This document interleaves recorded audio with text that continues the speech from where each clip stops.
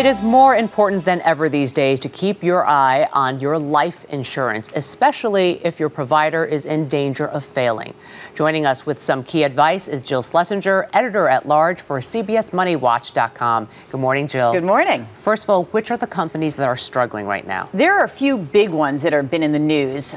Prudential, Hartford, MetLife. Their stock prices have been under pressure, and that's really a sign that investors are worried that things aren't so good inside of these companies. So if that's my life insurance company, what should I do? Well, first of all, let's talk a tiny bit about what actually is going on here. Two things.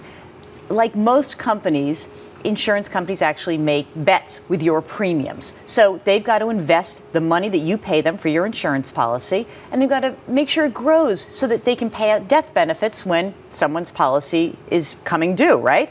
So they invest in bonds, in real estate, and some of those investments went sour for these companies. The other part of the problem for these types of companies were they made promises to investors. And what I mean by that is there are certain insurance products that have investments inside, actually. And so the insurance company said, we're going to promise you, Miss Investor, 7% return. And guess what? 7% didn't quite happen. So it's the combination of their own investments and their promises to insurance holders that got them into trouble. So if you have one of these companies, it doesn't mean you have to panic right now, but you need to keep an eye on them.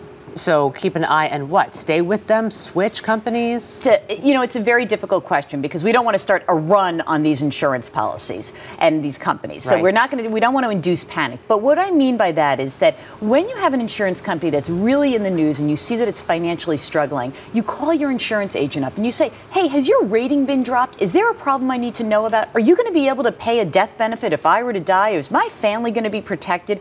And you want to hear what they have to say. Now, if they really teeter into bad trouble, insurance companies do have a mechanism to help people who have policies with them. And every insurance company pays into a state guarantee association. That means that if they run into financial problems, the state in which they register takes over. And if you have a policy and it's $300,000 or less, it's different in every state, so you can check your states. But generally, if it's $300,000 or less, you're fine. If it's more than $300,000, if you have $1 million life insurance policy with one of these companies, I would be very concerned, and I may even start to switch my coverage to another, more stable company. Tell me some of the stable companies that are out there. These companies are going to love us this morning. Yes. Northwestern Mutual, New York Life, and TIAA-CREF are three of the most conservatively run insurance companies. They have not ventured into the riskier investments, nor did they get involved with those promissory contracts. They have really been able to retain their stellar ratings. Do they have higher premiums? Interesting. It depends on the policy you get. In some cases, yes, they do. If you get an expensive policy, sometimes they do. If I'm with one of those three that you just named, do I have nothing to worry about? I would say that you have very little to worry about. I think in this day and age to say nothing is a stretch. I think that what we really need to say to people is you should have insurance. You should make sure you understand what kind of coverage you need. If you need more than $300,000 of coverage, you may want to split it up into a variety of policies. If you need $1 million, maybe you get $333,000 policies. All right.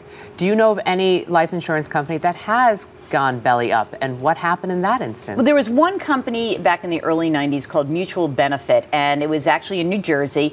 And what happened was they made some very risky real estate bets. The insurance commissioner of New Jersey came in, took it over. Now, what happens is people didn't lose the money in their policies, nor did they lose their coverage. It just took a long time to get the process taken care of. And what usually happens is other insurance companies come in and buy off pieces of the insurance company that's in trouble. The worry today, there aren't a lot of willing buyers. So there would be a very lengthy and very onerous process. We don't want to see any insurance company fail. It's why I actually think the idea of extending TARP to insurance companies is not a bad idea. We don't want to see insurance companies fail. We'll see what happens. Jill Schlesinger, editor-at-large for CBSMoneyWatch.com. Thank you, Jill. Thank you.